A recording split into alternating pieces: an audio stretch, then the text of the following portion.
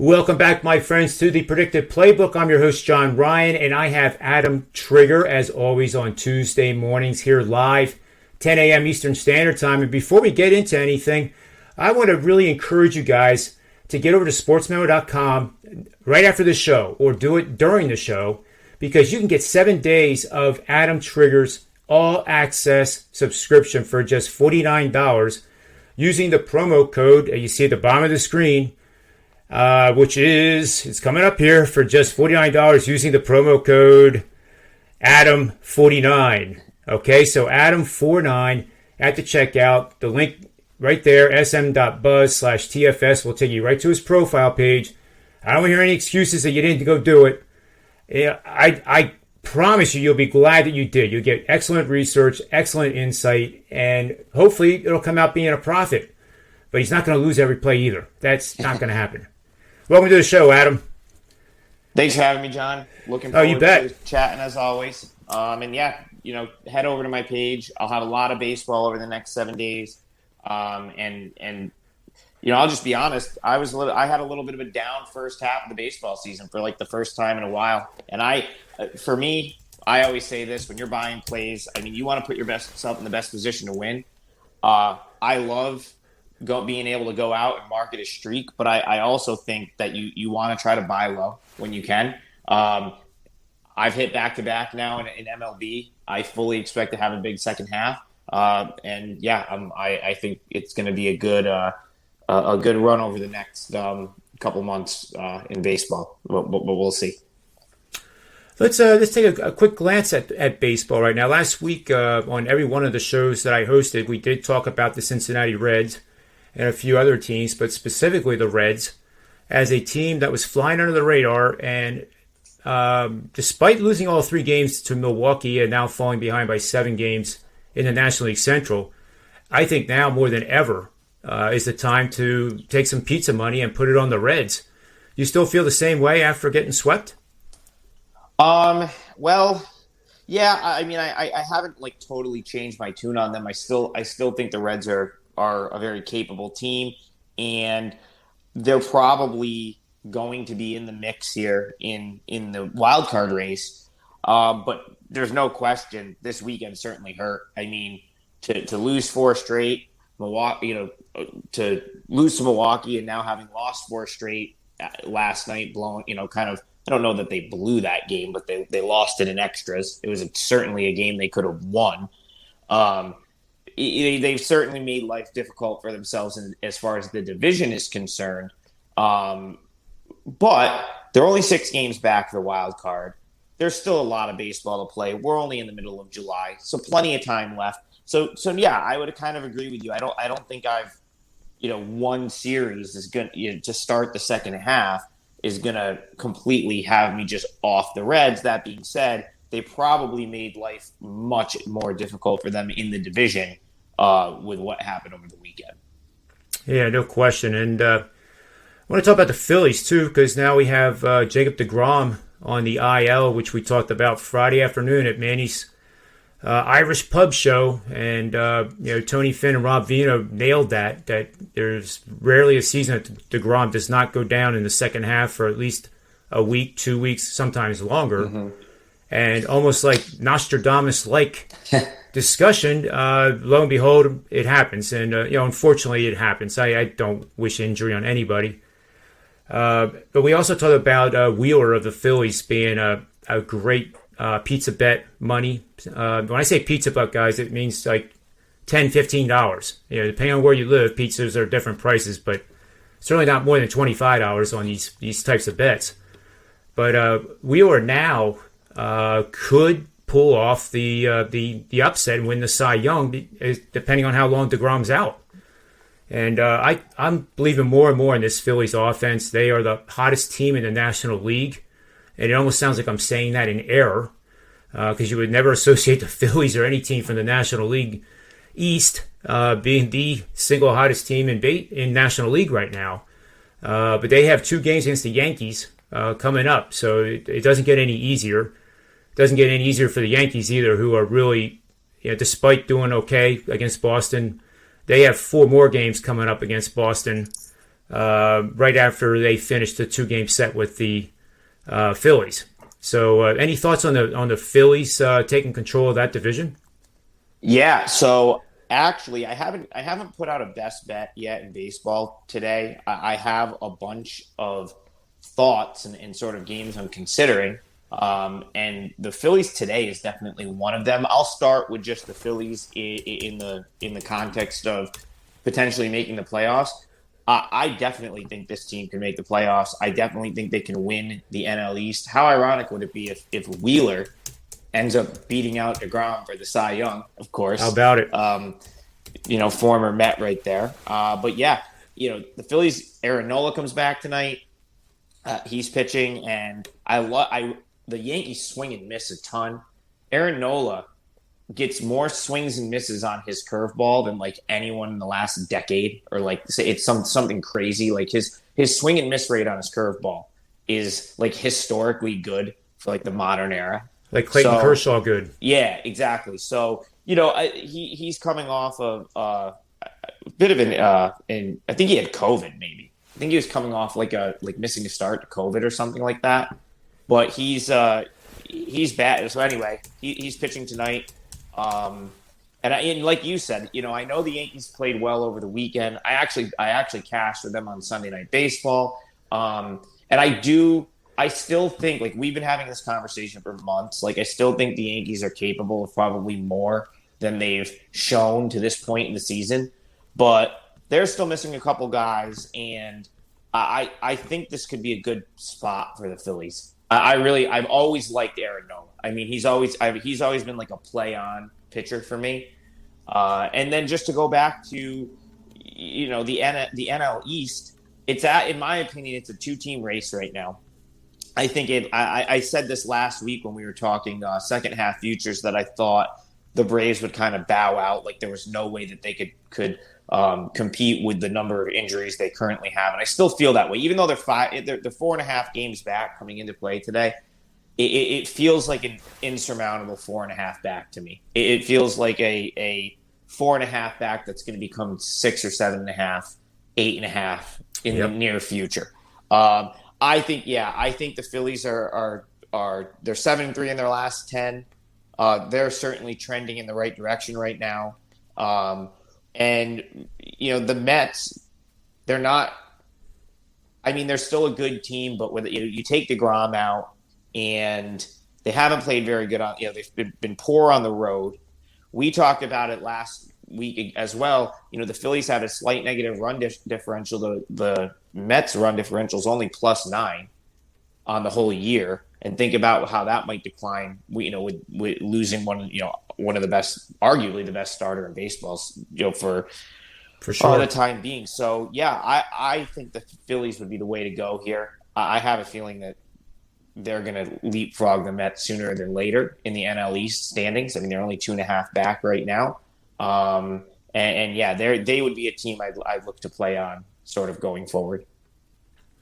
Yeah, and there was a season. I'm going to have to look this up for this afternoon for Manny's Pub Show at 4 o'clock Eastern. There was a season, I'm just saying this, 2011 sticks in my head. In the last week of the regular season, the Mets were chased down by the Phillies, who were 6 games behind them. The Phillies won out, the Mets lost out, and the Phillies won the division. And this kind of has a similar feel to it. I don't know if the Phillies will be 6 games out with 10 days to go, but I think it was 10 games and they were 6 games out. We'll have to look that up to be sure. But it was right around. It was either my senior year of college or right around after that, because I had a lot of my Siena friends are Mets fans, and I remember oh man, I just remember that man happening. And it was in that 2008, 9, 10, 11 range somewhere. It probably wasn't 08. That was the year the Phillies won the World Series, and then 09 they lost to the Yankees in the World Series. That's right. So I think it was after that. So it would have been after that. Yeah. But you're right. I vividly remember that, like happening, like game by game as it was happening. Yeah. And to your point, Nola has had 2 career starts against the Yankees. Both have been extraordinarily good because of their aggressive behavior at the plate. And the last time he pitched against them was June 13th of this season, 7-0 Phillies win. It was a home game in Philadelphia, but he went 7 2/3, 0 earned runs, obviously, 3 hits, 1 walk, 9 Ks. Yeah, and I agree with you. I think the same thing will happen tonight. So I don't do a ton of props, but his strikeout prop over, like, has cashed quite a bit this year. Now, the problem is it started to cash right off the bat, so it's probably inflated a little bit. But I would be the Yankees, they just swing and miss a ton. And against someone like Nola, who has such a good curveball when he's on, and I'm not saying like that he's on right now per se, but he tends to do really well against teams that swing and miss a lot. So, and you pointed it out earlier, I guess that would be the only slight concern is that the Yankees already saw him. So you would think, the way I look at things sometimes, I look and say, okay, are they going to make an adjustment having just seen him? I like to try. I love betting pitchers that have a bit of unfamiliarity where a team hasn't seen him. It gets harder to do as the season goes along. But yeah, I mean, there's no question Nola was dominant against the Yankees earlier this year. I feel like it was maybe a 7-inning game, maybe. He might have gone the distance or close to it. I thought they might have played a doubleheader. I could be wrong about that. Well, he went 7 2/3. So oh no, it wouldn't have been. Okay, never mind. I was thinking of a different series, but yeah. Okay, so there you go. He works into the 8th inning. I mean, that's a pretty dominant start. Yes, it is. So yeah, I mean, like I said, it's either Phillies or nothing for me there, and I just really haven't decided if it's gonna make best bet status for me. But it's definitely one I'm considering strongly for today. And they are favored, not by much, -110, -115 range at most of the books. It's still early. Be interesting to see how that line goes between now and 4 o'clock. And I was going to say, I think it's already gone a little bit. I think it might have moved up to -120. I'm going to look right now. I wouldn't be surprised. I think, it looks like -125 to -130 already. There you go. Which does not at all surprise me. I'm not sure if I'll jump in at that price, but that's still a pretty -125 is still a pretty reasonable price. I would still consider it there, and I might even still play it. I haven't kind of wanted to see lineups, but haven't decided yet. All right, we'll move on to the NBA game tonight. It is a big one. It's Game 6 of the NBA Finals, of course, and it's Milwaukee going for their first NBA championship since 1971.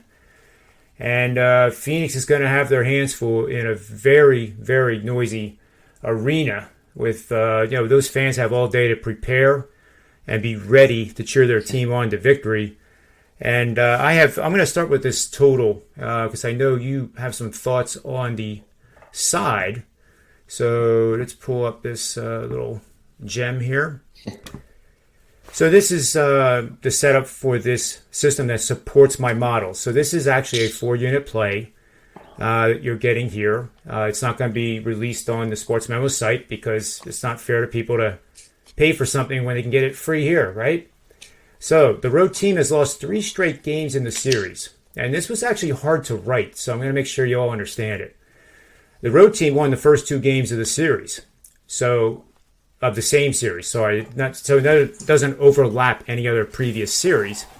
You obviously wouldn't lose Game 6 and then move on if there wasn't a Game 7. So to clarify that point, and also, you know how the series has gone. So the team that is the road team now won the first 2 games at home, and then they have since lost 3 in a row, which is what the Bucks have done. So the home team is perfect. It's held serve. This most recent game, the home team did not hold serve. That's another way to look at this. And of course, our road team is dressed as an underdog. The over is 28-15 for 65% last 20 playoff seasons. 13-5 if our dog is 6 or fewer points, including pick'em. So I say bet the over as a 4-unit play in Game 6.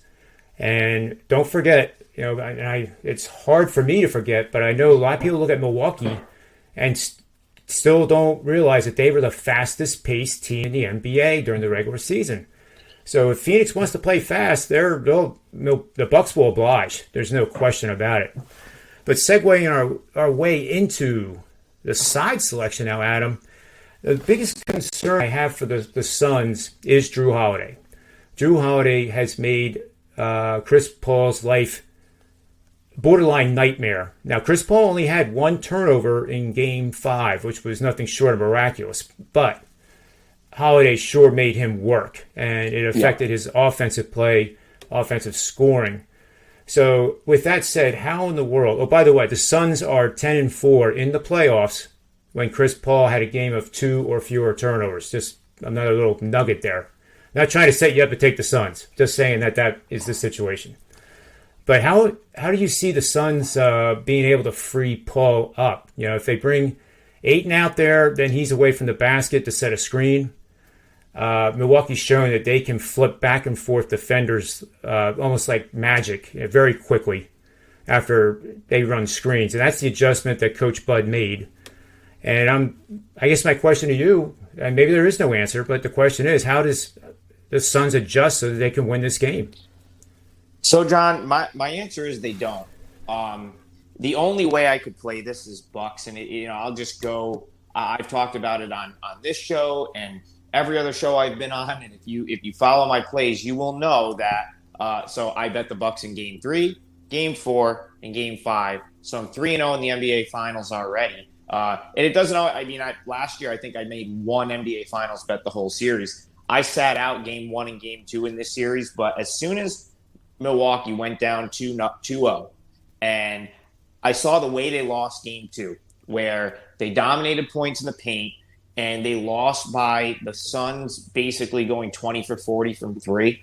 I just said to myself, it's hard to just consistently win if you're going to get crushed on the boards and get crushed in the paint. And that's kind of what happened to Phoenix, yet they were up 2-0 in the series. So, the only way after I've backed the Bucks Game 3, Game 4, Game 5, I've covered it. I've covered all of them. Obviously, the Bucks won outright in Game 5. The only way I could come back and play this is to lay the points with the Bucks here. I have not done it yet. Typically, and the reason I haven't done it yet is I haven't convinced myself yet that this is it for the Suns. It's really difficult to just rattle off 4 straight wins against a team. And that's really like the only spot I've got myself hung up why I haven't got to the window yet is, are the Bucks just going to come out and win 4 straight games? And now, of course, since it's in Milwaukee, I'm going to have to lay a number to back them. It'd be a little bit different if I didn't have to lay 5 or 4.5 or 5. That being said, I haven't ruled out doing that because I really do think Milwaukee is the superior team here. And it's kind of like I've been saying all series, the Suns, to beat the Bucks, the Suns have to just go off from 3. I don't think they have a way to beat this Milwaukee team unless they completely shoot the lights out. I'm willing to almost throw out Game 1 because if you remember, it seems like a really long time ago since we had 3 days off between every finals game. But if you go back to Game 1, that was the game where we didn't know Giannis was going to play until about 10 minutes before the game. And he was obviously playing banged up. So the Suns, that's one of the games that they won. And then if you go back to Game 2, it was the game where the Suns shot 20 for 40 from 3. And generally, if you're going to just hit 23s and shoot them at a 50% clip, it's probably going to be a win. But the subsequent games, I want to say it might have been Game 4. Game 3 was a blowout win for the Bucks. Game 4, the Bucks pulled away and won and covered, and they were outshot. I think Phoenix shot 50%, and the Bucks shot like 40%, and the Bucks were still able to pull away, win that game, and cover. And then, of course, Game 5, you had the Suns came out, they shot it well for a quarter, and as soon as the shot stopped falling, Milwaukee erased in, what was it, like a 16-point lead within a matter of like 10 minutes, and it was never close the rest of the way. So for me, the only way the Suns win this game or even cover is if they shoot the lights out. Booker has another game where, like in game 2, he just every time that the Suns needed to score, he made a really tough shot. Now that's how the Suns would have to win, in my opinion. And the thing is, they're capable of doing it, but it's a lot harder to do on the road. So, just to them going into Milwaukee, shooting the lights out and winning here, or even covering, I mean, it's possible, but I'm certainly not betting the Suns. If anything, I would have to lay it with the Bucks and just try to, press this run I'm on here with Milwaukee and try to hope that they just go out and roll for the 4th straight time. But like I said, Bucks are nothing for me. I haven't locked anything in yet, but that's the only way I would bet. That's the only way I could play this game. I'm with you on that, and as you know, I like the over as well as a 4-minute play. I can't disagree with you there, John, because even though I don't do a ton with NBA totals, because I do think the Suns are gonna hit some shots at some point, and if they're shooting and making shots, this game will probably go over the total. Yeah, and to your point, the Suns blew a 16-point lead after the first quarter. I actually humbly said I actually betted in-game on the Bucks at that point. My line was plus 12.5. That soon became a winning bet with the second quarter. Yeah. But you could see it. I mean, like Ski Prophet always says, you use your eyes, right? When you're watching a game, you learn from it.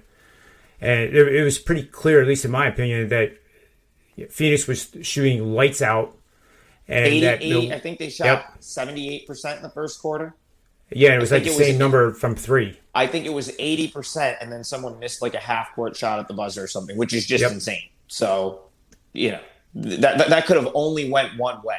They were only going to regress from that point, right, for the game. Yep. So, yeah, and I didn't think they were going to regress to the tune of what they did. No. But their defense regressed. The defense was non-existent in that second quarter. I mean, you don't put up 43 points, against an NBA team in the playoffs too often, but they did. And the game before that, keep in mind, the Suns were up 6 going into the fourth quarter to take a 3-1 lead in game 4 and blew it. Yep. So now they've had 2 games where they they were significant leads and they didn't come away with a win. And that's something that's really hard for any team at any level to overcome. So I do definitely agree with you that it's the Bucks or nothing. In my case, it would be the Bucks or over and over. Yeah, but looking at one more thing with the Bucks, though, and I've been saying it all playoffs, which I think is like starting to show. I was critical, or I've been critical about the Bucks more so in past years, not so much this year, where like Budenholzer plays a really deep rotation, and I think sometimes he plays too many guys. But this year, it's really worked out because they look like far more the fresher team, and their second unit is much better than Phoenix's, in my opinion. Like their depth has started to show up. It started to show in the series with the Nets, and it's starting to show here. Like they're the deeper team. They score easier points. They get the majority. They're crushing the Suns in the paint. So yeah, I mean, for Phoenix to cover this game, they're going to have to just shoot the lights out. And I haven't, which they could. They very well could. They certainly have the guys to do it. But yeah, it would have to be Bucks lay the 4.5 or the 5 of the Bucks or not at all for me. Yeah, it's going to be. I'm going to watch the beginning of the game, and I'll tell you what I'm going to look at for is how the Suns are going to set that screen to free Chris Paul up. And I think what we'll see is that as soon as that pick is set and it's effective on Holiday, Chris Paul will get rid of the ball. And that's the part that has not been happening in previous games, because then they can use their ball movement, which is extraordinarily good, to their advantage and rotate the ball side to side and get that open guy. If Chris Paul gets a screen and he still has the ball, then it's going to be the same old story. And Drew Holiday has proven that he's one of the best defensive players in the league, period. Sure. And, I don't mean to draw a comparison of my good pal Ben Simmons, but Drew Holiday is not known for his offensive prowess. And I don't care if Drew Holiday. If I'm a Bucks fan, I could care less whether he scores 10 points, 8 points, 6 points. I just want to see him make life really miserable for Chris Paul, and obviously he has, and he will tonight again.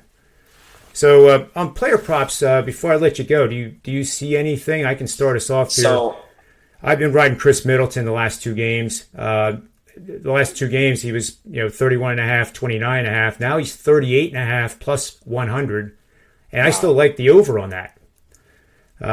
He's just been an absolute beast in the playoffs, and he won't get the MVP. But probably if I was voting, I would vote for him to get the MVP. I won't be betting that, but he's the man. They would have been in trouble the last couple games without it. Like Middleton was the impact. I would say the biggest impact player. I mean, certainly in Game 4.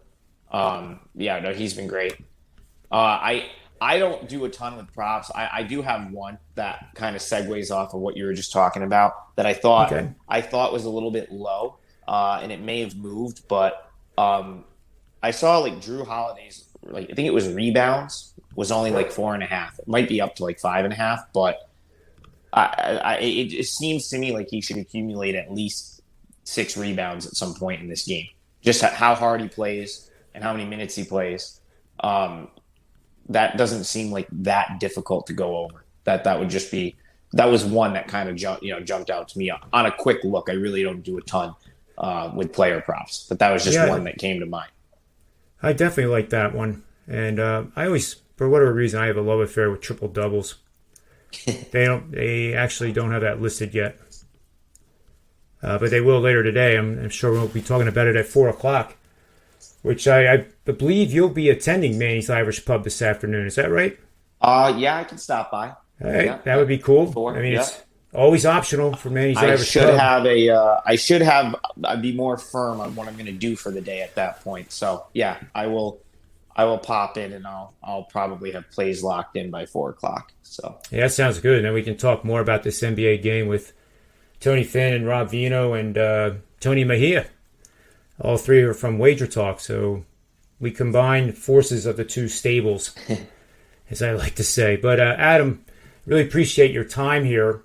And guys, gals, I don't know how else to say it. I don't want to come across and try to be mad here or insist on something, because it's really hard for me to do that, let alone promote myself. But get Adam's package today. Spend the $49. It's 7 days. That's $7 per day, guys. That's a pint of an IPA.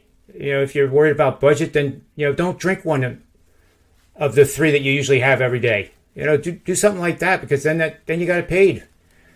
But seriously, get his picks. Use the promo code Adam49 over at SportsMemo.com, and you can see the link directly to his profile page, and you'll see the 7-day subscription, all access, and you're making a good move by doing that, and that much I can promise you. So on behalf of Adam Trigger of Top Flight Sports, myself, the Predictive Playbook, WagerTalk.com, SportsMemo.com, may all the wins be yours.